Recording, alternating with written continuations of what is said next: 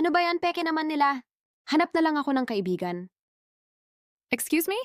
Makipagkaibigan ka sa akin? Ako si Mary Lay. Hindi, pero pwede pa daan. E di dumaan ka. Kinis, Hi. ano na naman? Ano pinagsasabi mo, alien ka ba? Hindi kasi. Ano nga? Sinasayang mo oras ko? Kasi crush kita. Tapos anong gawin ko kung crush mo ko? Hindi pwede kita maging girlfriend. Tanga ka ba or bobo? Kita mo nag-aaral pa tayo? Pati hindi kita crush. Hindi kita type. Ang pangit mo, no? Lu, anong ginawa ko sa kanya? Mag-sorry ba ako?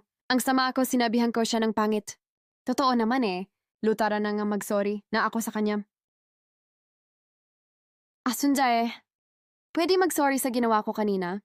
Yan na naman yung maarte na Merly. True. Okay lang yun, Mar. Oy, Marley.